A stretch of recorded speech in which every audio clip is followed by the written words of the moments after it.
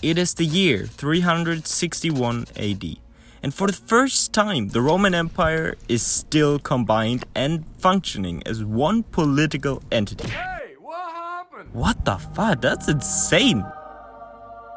However, it's on a bad and dangerous path, as the days of glory and prosperity are over. And without a competent leader, the empire will clearly face an end sooner or later. And so welcome to the Roman Empire 361 AD. And yeah, by the way, who is this guy? After dealing with the insane difficulties of the Eastern Roman Empire, this shouldn't be a challenge at all. And with that being said, let's get into it. During this time, the empire suffered from political corruption and massive internal instability, mostly occurring from the rise of Christianity, clashing with the traditional Roman beliefs. But Christianity is rising. And we need to stop that. We definitely... The world was ruled by three major powers: the Roman Empire, the Sassanids, and the Guptar Empire. So I had serious rivals. But before I could concentrate on them, I had to face far more threatening opponents: the imperial laws. Whoa, hey. Bro, what? Is that even possible? That should go away. Okay, yeah, that's more realistic. 800. 800. Furthermore, the entire Senate was disloyal, and so there were hardly any positive events going on right now. To save the situation, I needed money, but the empire was more or less bankrupt by now. And so I decided to abandon Britannia first to get money. And as they would probably only cause me more problems instead of helping in some way. With the new money, I started working on the failing civic law by building more ports and buildings. That's looking dope, let's build that. As well as pushing the development in Constantinople. Then I used the rest of the money to bribe my most important vassals. But fortunately, there's also an easier way to gain happiness from your vassals. If a governor of a province dies, you can select a new one. And if you do that yourself, they will love you for it. And here comes the next important step. People that like you are more likely to change their religion for you. So this was my strategy of bringing the people and the religion under control. And then, when I next checked the imperial laws, they had changed to the better. But the civic law still troubled me. And so I tried everything to bring the bar up. While I was busy fixing the economy on the empire, I received shocking news from Africa. A small faith had taken advantage of the struggling empire and declared itself independent, as well as now trying to conquer the entire African province. Another rebel group used this chaos and revolted against me as well. As they were the smaller threat, I decided to take them out first. And then I marched against the African rebels. While I laid siege on their capital, our armies met the first time, and I was just strong enough to withstand their attack. Okay, we can do this. But while I won the control of the battle, further news made the rounds. The Germans were attacking Gaul. So I was running low on time, and every month that passed with my armies raised brought me deeper into a financial crisis. Although I could decide the war in my favor, in the end, the rebels remained independent from the empire. But right now, that was not important for me at all, as I ordered my troops as fast as possible to march towards Gaul. The invasion had already made good progress, but my troops arrived just in time to encounter them. And so a massive battle took place, where my legions could once again prove themselves as the stronger force. By defeating the attackers, the barbarian threat was tamed for the moment, but left the empire in a weakened state. Especially the economy was running on an all-time low, but there was no time to recover, as a new enemy was approaching from the northern east, the Huns. The empire was threatened by nearly all its neighbors, and now also by its own people, as I could barely hold everything together. Furthermore, the bad finances of the empire were severely damaging the army strength. I managed to prevent my vassals from rebelling somehow, but the peasants could only be tamed by sword and steel. It was a slaughter, but an expensive one. Realizing that the empire was weak, more Germanic tribes tried to emerge behind the empire's borders. But even in this crisis, the army of the empire remained loyal and strong, once again fighting off the invaders and winning major victories. True Roman soldiers. But through consistent raids and no time of recovery, the civic law completely collapsed, making it even harder to maintain financial stability. I mean, was there even a way to save this lore? I felt like it was straight up impossible. Please let me know if someone saved this lore and how. The attacks of neighboring nations never stopped, and so the next invaders crossed my borders while I was still seeking for some recovery time. Despite everything that happened, my army still stands strong. But my economy wasn't. And so every invading army was a war against time rather than the actual threat. I pushed forward and ended the war as fast as possible, allowing the empire to recover, at least having the illusion of a peace. The military policies, however, were still in the red and also threatened to fail. And so I used the first money on the enlargement of my forces. I pushed hardly on new military reforms and even established the religion Romana as the official state religion to ensure more religious stability across the empire. I also brought the empire back on the bureaucratic ways. To be honest, I have no idea what changes when I press that button. But apparently it changes something, so yeah, it must be good, right? And anyway, I'm a Paradox player. I just love pressing buttons and imagine that something would change. My effort paid off, and a period of peace appeared, lasting so long that I thought about expanding. But no worries, I wouldn't come that far. Hello, mother. However, my reforms paid off, and every enemy was slaughtered. The last one near...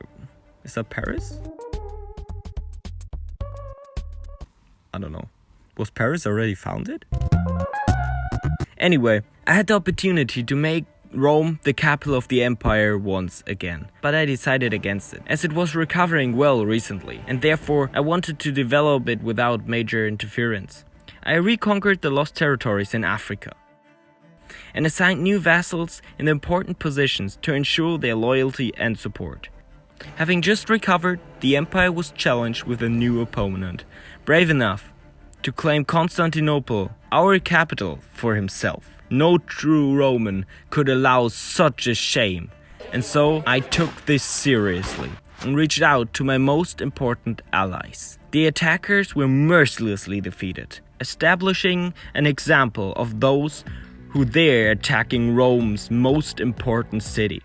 I took the situation and the mood of the people seriously, and so Rome slowly recovered, starting its first attacks to reclaim the lost kingdom of the Bosporus. Unfortunately, Aelanus died in that time. He truly was a strong leader, and so the burden of his father lies heavily on Constantinus' back. But with a good vassal management, more religious stability, and the reintroduction of the civic policies, he could win the favor of the people. Furthermore, he also ended his father's war successfully. Overall, this could mean another promising time for the Roman Empire. But my emerging euphoria was quickly crushed again with the arrival of one single message. Attila the Hun. Oh my god. The Hun. Oh god. The Huns were nearby, and destroying them before they could rise to great power seemed like a good plan for me.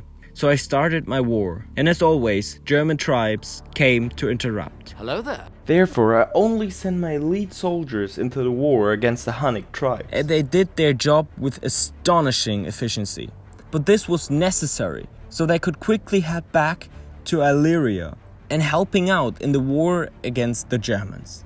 I managed to split the German forces and destroyed them simultaneously. After I raided their capital, they surrendered, and so I could further concentrate on the war against the Huns. After defeating minor Hunnic tribes, I challenged the Hunnic Empire itself, and they were no real threat for me. While I won my first victories against the Huns, the economy of the empire had become stable. And so I pushed further, conquering every single piece of their land. Furthermore, these wars had brought me closer to re-establishing the Bosporus kingdom. New regions are more important than ever to prove that Rome was not dying and was still a serious opponent. Managing this empire always had to be up to the latest news. And because of unrest brewing in the eastern parts near the borders, I decided to just conquer the regions for the sake of peace and prosperity. Not long after restoring justice in the north, I had a new target spotted. Bringing Rome back to life also meant to restore its former borders. And so the Dacian Wars began. But what followed was doomed to end in an absolute chaos and destruction for the empire and for me. My screen was flooded with information, and quickly I realized that something was off. But it took me a few seconds to fully understand what was going on. What? I lost everything? Bruh. It turned out that my vassals had voted the Spanish ruler to become my successor just days before my passing. Was it an organized plot? Probably. But now it was not the time to care about that, as I, Constantinos III, now must accept the reality. First, I had to get rid of my armies, as they were far too expensive to maintain. I only kept my onagas and knights for the worst case. And then I had to wait and recover. Constantinople was overall a good starting point for a reconquest, but I had to play my cards carefully. The empire was also doing me a favor by weakening itself and somehow losing against a handful of Dacian tribes. So they ended up completely bankrupt. Okay, sorry, they actually managed to win one war. Okay, sorry, wow. Most importantly, I still had a claim on the entire empire. And so I quickly reached out for new and strong alliances, by building up my military at the same time. And so, with not even enough people to fill my council, I started a war against my liege. Fighting not only for me, but also for my family. I captured the enemy's capital and won the Battle of Constantinople. And so, the war was decided. This was not only an important but a game-changing victory. As my new liege had just barely survived the civil war and was significantly weakened, I wasn't hesitating for long until I declared war. One battle and a fallen capital later, the war was won and I rose to the rank of a king. But now the hardest part followed, As I had to challenge the emperor himself. and it's worth mentioning that I would probably lose my claim on the empire with the death of Constantinos III. But not only the time pressured me, but also rebellions among my vassals made things uneasy. But with the help of my allies, I could arrest the traitors and started my own faction against the emperor. I mean, I had a valid claim, right? I swayed other vassals to join forces with me, so I had a chance against the large military force of the emperor. But besides the plotting and the loss of my territory, I was happy that the religious conflicts of the past were settled once and for all. And the increase of my army made me confident that a victory lied ahead of us. Searching for more manpower, I also reached out to the barbarian tribes, as I could use all manpower I could get. And then I discovered something spectacular. Egypt had gained control over the internal city of Rome. We all know what that means, right? Despite all my efforts, there was still a massive power difference between me and the emperor, which forced me to wait. But I started to get dangerously old, and so I decided to go for all or nothing. Right now, the empire was governed by my favorite island in the Mediterranean, Spain. And not long after the declaration of war, the imperial armies set sail towards Constantinople.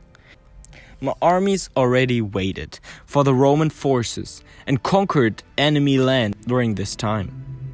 Together with my vassals, I managed to break through the Roman lines and win a decisive victory. But as a result of the civil war, German invaders tried to use this as an advantage.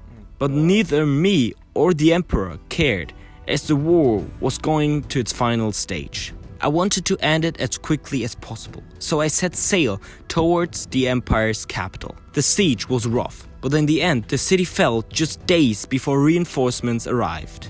But by then it was already too late. The Empire was once again under my command. A heroic victory, worthy the days of the old. The Empire had, despite its accident in Gaul, survived in a pretty good shape during my absence. But just days after being back in power, Constantius died, passing his legacy to his firstborn son, who directly lost Constantinople to his younger brother. This, however, led to Rome becoming the capital of the empire once again, after a long time. I was back in power, but immediately challenged with German invaders and potential uprisings from vassals. The young emperor was forced to directly prove his skill or facing the risk of being replaced. So it was time to strike back against the Germans. I captured their capital, but the German forces had already plundered their way deep into Roman territory. So I marched upon them to force the war to an end. And fortunately, the battle was going well, until an arrow of the enemy ended my son's life. Something unforgivable. With my astonishing victory in the last battle, I could convince the lost region of Gaul to rejoin under the banner of Rome. And as a revenge for my son, I campaigned deep into German lands, conquering many of their cities. Peace. It's been a while since the empire could exist in peace without greater struggle. But for a brief moment, it was quiet. 1 year later, the emperor set sail to reconquer the Bosporus kingdom. Even though he campaigned successfully, he would never set a foot in the imperial capital again. At least, not alive. Licinius, his successor, further developed the capital, and showing that he was not afraid by the murder of his cousin. And to prove his point, he marched again against the Bosporus kingdom. After returning from a successful campaign, he suddenly found himself in a civil war. Not hesitating at all, he sent his legions towards the traitors, but was directly murdered afterwards. Since the beginning of this campaign, the empire was in constant unrest, and the possible end for this constant struggle was not in sight. Even more so since now the empire was fighting a brutal civil war in modern-day Turkey. After an endless war and no money in the empire's treasury, the rebels could somehow be arrested, and so Rome had barely survived another catastrophe. To prevent such things in the future, deep discussions were held in the capital. As a result of these long sessions, it was decided to invest more into political discourse and to Romanize the regions of the Bosporus. Moreover, I advanced into the northern east, as I held a legitimate claim on the Bosporus kingdom. And after a quick war, the culture was the only thing stopping this Roman outpost from being re-established. Roman military success was desperately needed after all these hard years of war. And so the army was enlarged, and the province of Dacia was declared the next big target. So while my armies were fighting, I accidentally removed the official religion of the empire. I'll just love pressing buttons, that can happen, okay? I'm sorry. So I just brought it right back as soon as I had realized my mistake. I figured the empire desperately needed some reforms, and so I re-established bureaucratic ways and secured the Mediterranean. What? All this until I continued my campaign in Dacia.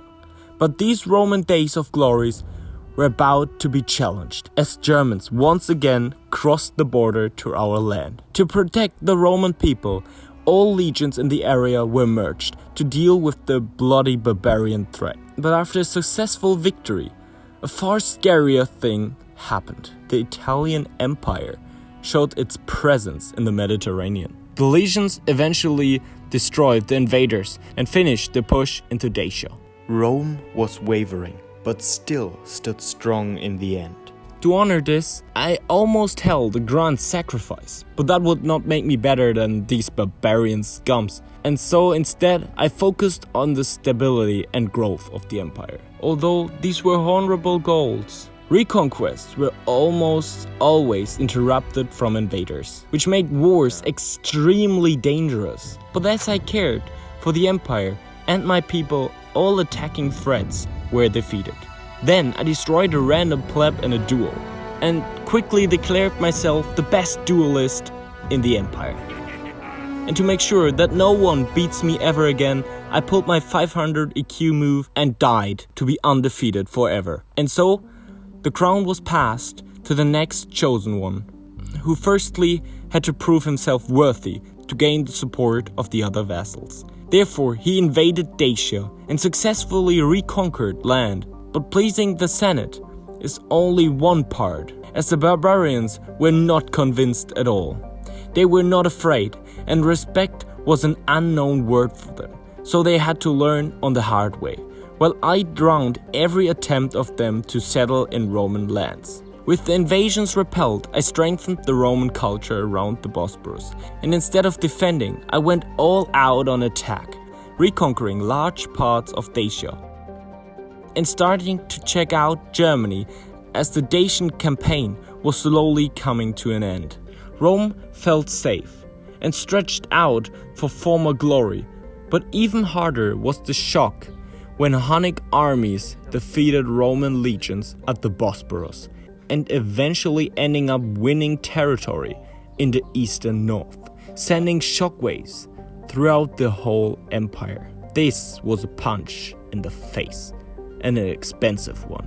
As soon as I had recovered and gathered the legions, I started the reconquest of the lost territory. And with the first year, 85% of the lost land fell back into Roman hands, along with a peace deal. But after returning from this mind-blowing campaign, the empire fell victim to several corruptions of the Senate and lost tons of gold. Realizing that the empire started wavering again, I finished the campaign in Dacia to restore the lost provinces, thus making Thrace the most powerful vassal of all, as the province of Dacia ended up in their hands somehow. What the hell is... Oh my god, they're owning the whole map? Bro. Why? Now that Dacia was back in the empire, it was about to bring the island of Britannia back under Roman protection. So I declared war at the small individual tribes, which had no chance against the invading legions and were easily captured. And so soon, the entire coastline was secured by the Roman government. Given the state the empire was in right now, it was time for a political peace deal with the East. But the Sassanids soon started to struggle, which really played into my cards. And as an excuse for not sending support, I continued my reconquest of Britannia. And so I was far too busy to help elsewhere. But the current state the empire was in, the threat of rebellions was still high. Which is why I restored the Praetorian Guard as a special force to guard not the emperor, but the city of Rome itself. Now that Rome was guarded, I continued the conquest of Britannia. And I managed to convince my friends to give me some assistance. And so it seemed like a miracle that Rome was still intact, and furthermore, stretching its arms to overcome the greatness it once had once more. The success was mind-blowing, and so the emperor closed his eyes and stood up, as it was time to unite the people of Italy once more. And so he spoke to them. Parmigiano! The empire was united. And these famous words should forever be remembered in history. After solving a border conflict in the east, it was finally time to bring back the Bosporus kingdom and finishing the war in this area of the empire. This enabled me to push even deeper into Britannia. But during those successful days of invasion and attacks, I misclicked and accidentally gave up a war in which I was clearly superior. Oh my god, I just gave up. Oh my god, I misclicked. It became even worse when the Sassanids attacked me during my Britannia campaigns, and I quickly had to mobilize a second force to stop them.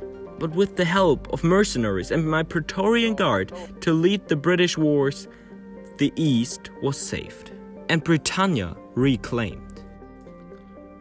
But finally, we are able to reclaim Britannia.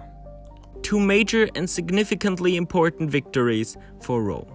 But the joy from these successes were not long lasting, as Arabia's greatest leader appeared to challenge Rome. But since their homeland was poorly developed and the whole army for some reason had to give up after I conquered their land instead of just conquering mine, I could save the day. As it turned out, the Roman culture had lost a lot of its former traditions and changed into new and interesting ways. Parmigiano! Which is why I brought back some tradition. In the upcoming wars, I had to defend the empire against several invading armies at multiple frontiers at once. I remained victorious, but of course, the empire had to die. I mean, we're still fighting a war against Arabia here, so yeah, let's not forget that. New provinces were created to make it easier to govern over the new Britannian territory. The Roman dream started to take shape. This meant it was time to challenge the final boss, the Sassanid Empire. The war was rough and covered with victories and losses. Oh my god. Okay, that's a slaughter right there. The Romans managed 2 times to push and conquer the Sassanid capital, but both times they could not hold the city under their command. In a series of unfortunate events, the empire ended up losing this 12-year-long war. But even though this sounds tough, I saw it as a sign that Rome should concentrate on other goals, in not stretching too big and make the same mistake twice. So I finished the campaign in Britannia, once and for all, and with the conquest of Ireland, also ending the Britannian struggle with a Roman victory.